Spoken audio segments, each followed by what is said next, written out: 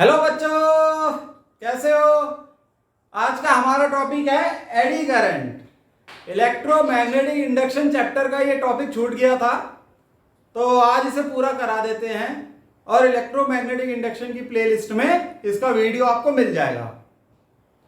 अच्छा, इस eddy current को हम फोकल करंट भी कहते हैं, क्योंकि इन्होंने 1895 में इस करंट को ऑब्जर्व करा था, या ये कह लो कि इसकी खोज करी थी। अब ये है कि इसको एडीज करंट क्यों कहा जाता है। तो पहले ये जानो कि ये एडीज क्या होते हैं। जैसे ये होता है ना कि आप पानी में पत्थर मारते हो तो पानी में लहरें बन जाती हैं, उन लहरों को हम कहते हैं एडीज। तो वो लहरें इस शेप की होती हैं, देखो ये ऐसे ऐसे गोल गोल सी होंगी और थोड़ी सी लहरें होंगी, इस शेप की लहरें बनेंगी।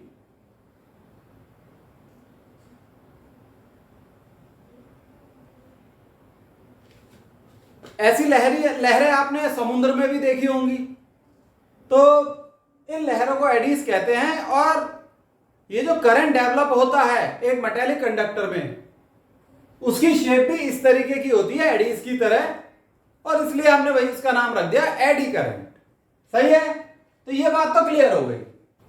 अब सवाल ये उठता है कि ये करंट आया कहां से, ये क्यों जनरेट होता है। तो इसके लिए अगर हम पीछे जाएं तो हमें फैराडेज लॉ और लेंस लॉ पढ़ना पड़ेगा। तो इसलिए मैं ये कहूंगा कि वो वीडियो आप जरूर देख लें इस वीडियो को देखने से पहले। फिर भी मैं आपको थोड़ा सा रिमाइंड कराता हूं। अगर हम एक कॉइल को मैग्नेटिक फील्ड में रख दें और इस तरीके से रखें कि मैग्नेटिक फ्लक्स समय के साथ बदलता रहे, तो उसमें एक इंड्यूस ईएमएफ जनरेट हो जाती है।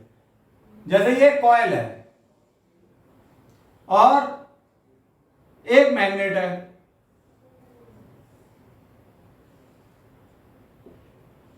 नॉर्थ, और ये सपोज ये नॉर्थ है और ये साउथ है। इस कॉइल को हमने इसके मैग्नेटिक फील्ड में रखा, तो मैग्नेटिक फील्ड लाइंस कैसी होंगी, नॉर्थ टू साउथ। तो ये मैग्नेटिक फील्ड लाइंस अगर बदलती रहें, इसके अंदर से पास होने वाली मैग्नेटिक फील्ड लाइंस बदलती रहें, यानी कि मैग्नेटिक फ्लक्स बदलता रहे, तो इसमें एक ईएमएफ प्रोड्यूस होती है। सही है, ये हमने पढ़ा था फैराडेज लॉ में। और जब ईएमएफ प्रोड्यूस होती है तो करंट प्रोड्यूस होता है, उसको हम कहते हैं इंड्यूस करंट। और करंट और ईएमएफ को क्या कहते हैं, इंड्यूस्ड ईएमएफ। और उस करंट की डायरेक्शन ऐसी होती है कि वो उस रीजन को अपोज करता है जिस वजह से वो करंट बना। अब मान लो मैग्नेटिक फ्लक्स बढ़ रहा है। भाई अगर मैग्नेटिक फ्लक्स चेंज होने का क्या अर्थ है कि मैग्नेटिक फ्लक्स या तो बढ़ता है या घटता है।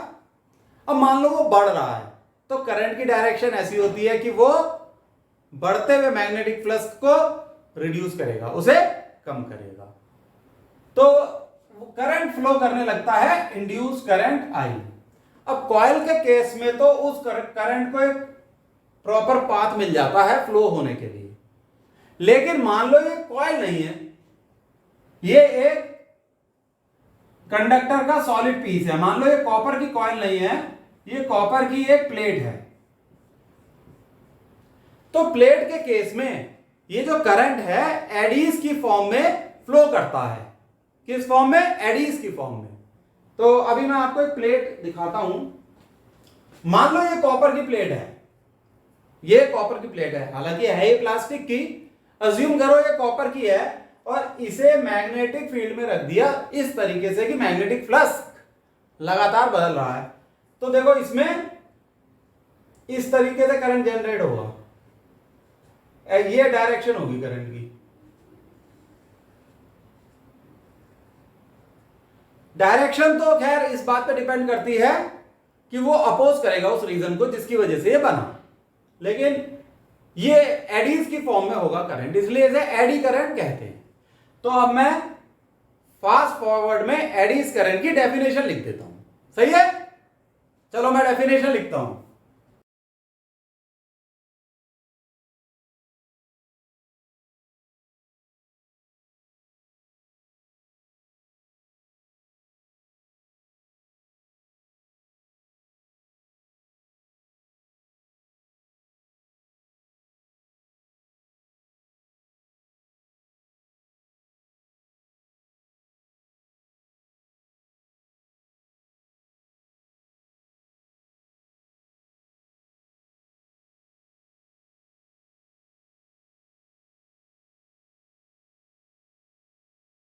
बच्चों ये है इसकी definition.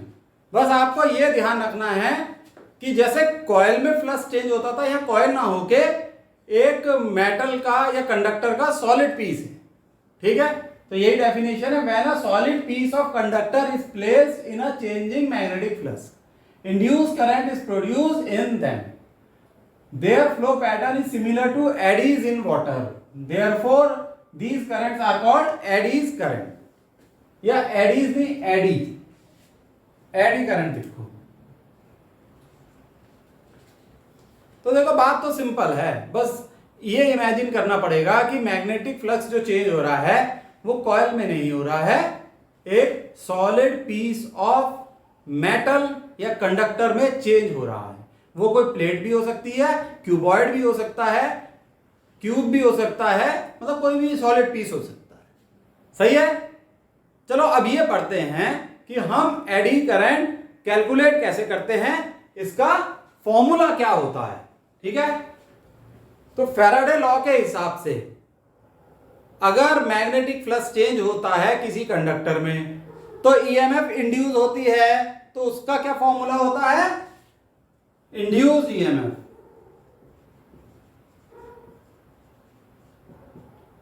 This is equal to minus d phi by d t. तो d phi by d t क्या है, d phi by d t is rate of change of magnetic flux, phi क्या है, फ्लक्स। तो फिर करंट क्या होगा, current होता है induced EMF divided by resistance. भाई हर कंडक्टर की कुछ ना कुछ तो रेजिस्टेंस होती है, बिल्कुल होती है। तो ये हो जाएगा minus d phi by d t upon r. तो ये है आपके करंट का फॉर्मूला। इस फॉर्मूले से आप एडी करंट निकाल सकते हो। आई क्या है, eddy current, I is eddy current. अच्छा ये माइनस साइन क्या शो करता है, इंड्यूस ईएमएफ में भी है और करंट में भी ये शो करता है कि जिस वजह से ये इंड्यूस ईएमएफ या ये करंट बने हैं ये उस कारण को अपोज कर रहे हैं। मान लो d phi by d t positive है, यानी मैग्नेटिक फ्लक्स समय के साथ बढ़ रहा है, तो करंट की डायरेक्शन ऐसी होगी कि वो मैग्नेटिक फ्लक्स को बढ़ने से रोकेगा, यानी उसे डिक्रीज करेगा, और यही लेंस लॉ कहता है। तो लेंस लॉ के हिसाब से ही करंट की डायरेक्शन निकाली जाती है, सही है। आ गई ये बात समझ में, आ गई होगी बिल्कुल। चलो बहुत बढ़िया। एक एक्सपेरिमेंट के माध्यम से हम एडी करंट के कंसेप्ट को सही से समझते हैं। अब उस एक्सपेरिमेंट को समझाने के लिए एक फिगर बनाना पड़ेगा, तो मैं बड़ा फास्ट फॉरवर्ड तरीके से उस फिगर को बनाता हूं। बनाऊंगा तो धीरे ही, लेकिन उसे फास्ट फॉरवर्ड कर दूंगा, ठीक है।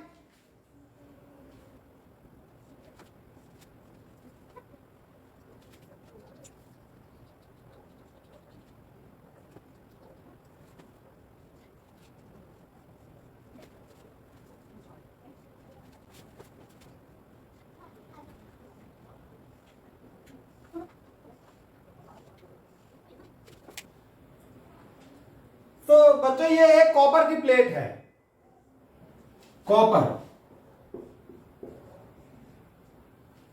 और ये एक स्प्रिंग के माध्यम से यहां कनेक्टेड है,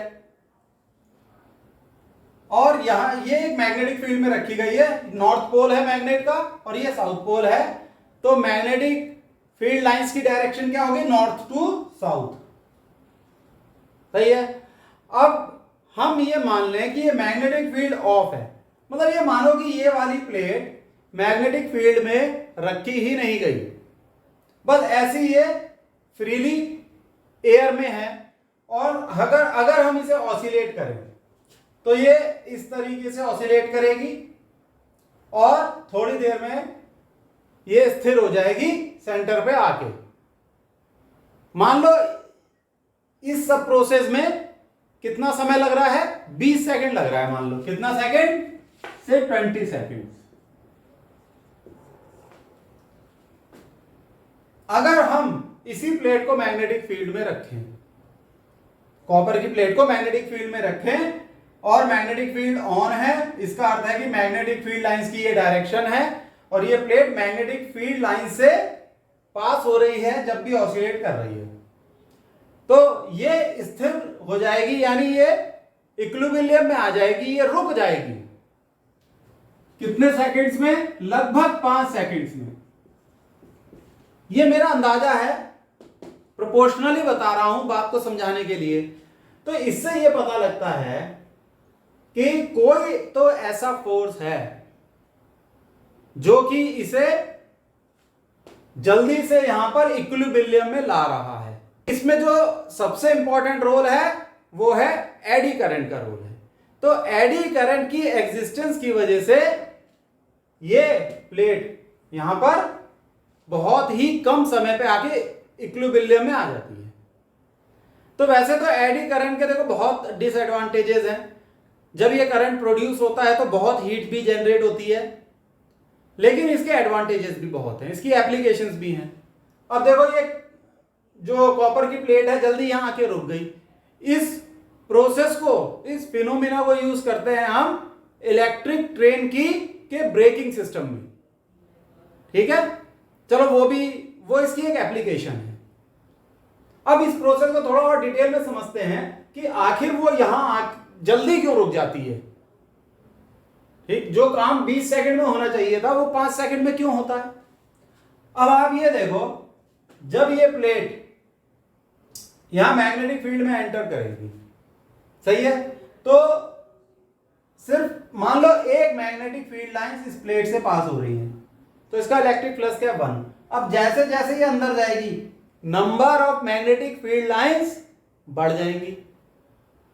जब number of magnetic field lines बढ़ेंगी तो ये फ्लक्स इंक्रीज करेगा, यानी कि समय के साथ साथ फ्लक्स इंक्रीज कर रहा है, यानी d∅dt इंक्रीज कर रहा है।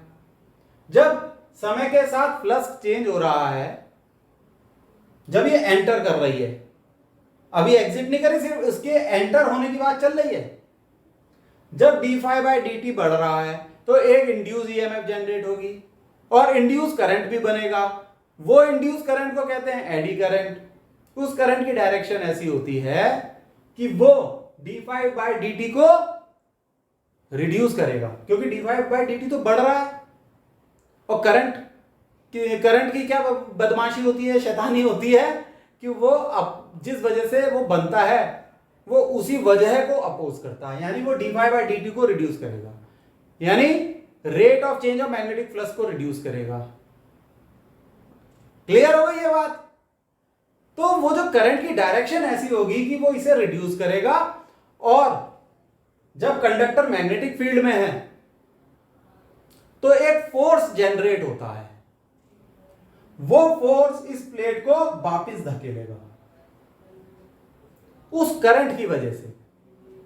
वो करंट जिसे हम एडी करंट कह रहे हैं वो मेजर रोल प्ले करेगा फोर्स बनाने में, फोर्स को डेवलप करने में। वो फोर्स इस करंट, इस कॉपर की प्लेट को वापस भेजेगा। वापस क्यों भेजेगा भाई? जब ये अंदर जा रही है तो d∅dt इंक्रीज हो रहा है, जब फोर्स उसे वापस भेजने की कोशिश करेगा तो d∅dt रिड्यूस होगा। करंट का उद्देश्य क्या है? d∅dt को रिड्यूस करना।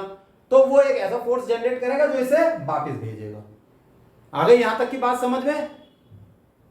लेकिन जब ये प्लेट इस मैग्नेटिक फील्ड से बाहर निकलेगी, जब ये बाहर निकलेगी तो धीरे धीरे मैग्नेटिक फील्ड लाइंस कम होनी शुरू हो जाएंगी। मैग्नेटिक फील्ड लाइंस कम होनी शुरू हो जाएंगी जब, तो इसका मतलब फाई, ये जो फाई है ये रिड्यूस होना शुरू हो जाएगा जब ये बाहर निकलनी शुरू होगी प्लेट।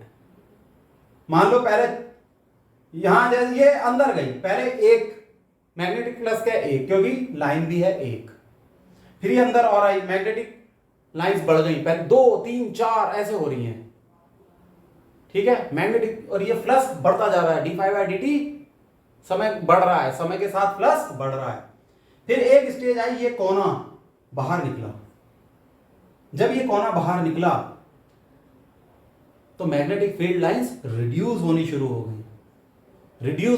गई, तो ये डिक्रीज होना शुरू हो गया। और जब ये फ्लक्स डिक्रीज होना शुरू हो जाएगा तो करंट की डायरेक्शन कैसी हो जाएगी? वो ऐसी हो जाएगी कि वो इसे इंक्रीज करेगा। यही लेंस लॉ कहता है भाई, करंट की यही आदत है। तो ये जब इसे इंक्रीज करेगा तो वो ये करंट एक ऐसा फोर्स डेवलप करेगा जो इस प्लेट को बाहर निकलने से रोकेगा, इसको वापस इस मैग्नेटिक फील्ड के अंदर लाएगा। आई बात समझ में? तो मतलब एक स्टेज ऐसी है कि मान लो 10 फील्ड लाइंस हैं इस प्लेट में, फिर जब ये बाहर निकलेगी 9 रह जाएंगी, फिर 8, 7, 3, और फाइनली फ्लक्स क्या है? 0 हो जाएगा, क्योंकि मैग्नेटिक फील्ड लाइंस 0 हो जाएंगी जब ये पूरी तरीके से प्लेट बाहर आ जाएगी। समझ गए इस फिनोमिना को, इस पूरे प्रोसेस को?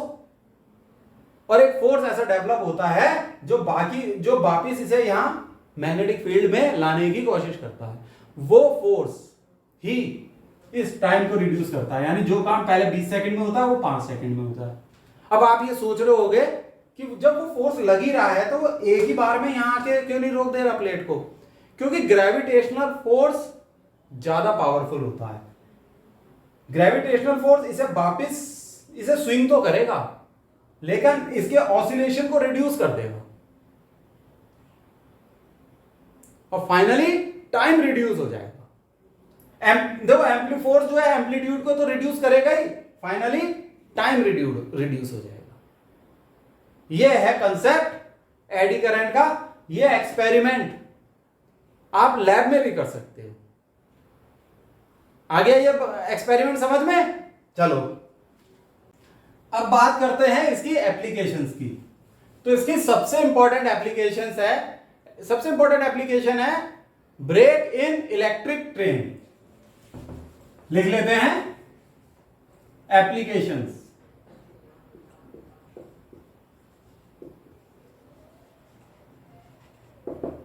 एप्लीकेशंस किसकी? एडी करंट की। पता है ना कौन सा टॉपिक पढ़ रहे हैं? तो पहली है ब्रेक्स इन इलेक्ट्रिक ट्रेन।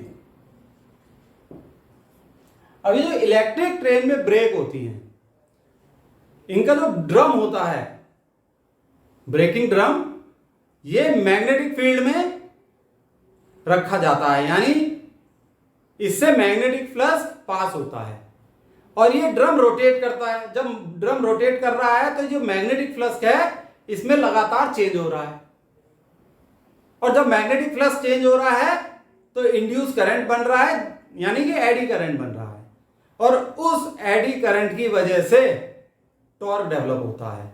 और वो टॉर्क इस तरीके से डेवलप होता है कि वो ड्रम के रोटेशन को रोकता है, उसके ड्रम के रोटेशन को रोकता है, और बस फाइनली क्या होता है कि ट्रेन रुक जाती है, ब्रेक लग जाती है इलेक्ट्रिक ट्रेन में। बस यही सिंपल सा कंसेप्ट है, और यही एडी करंट की एप्लीकेशन है इलेक्ट्रिक ट्रेन में। और इसकी जो दूसरी एप्लीकेशन है वो है इंडक्शन फर्नेस। तो लिख लेते हैं इंडक्शन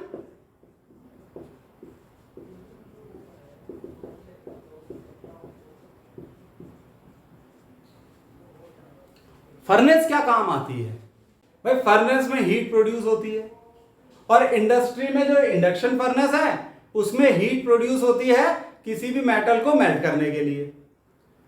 तो ये जो मेटल इंडक्शन फर्नेस में रखा जाता है, ये ऐसे मैग्नेटिक फील्ड में रखा जाता है कि इसका मैग्नेटिक फ्लक्स लगातार चेंज होता है। जब मैग्नेटिक फ्लक्स चेंज होता है तो इसमें करंट इंड्यूस होता है, यानी एडी करंट इंड्यूस हो जाता है। तो ये मैग्नेटिक फ्लक्स इतनी तेजी से चेंज होता है कि इसमें बहुत हाई करंट प्रोड्यूस होता है, और जब बहुत हाई करंट प्रोड्यूस होता है तो बहुत ज्यादा हीट जनरेट होती है मेटल में। क्योंकि हमें पता है कि हीट क्या होती है, H is equal to I square R और टी।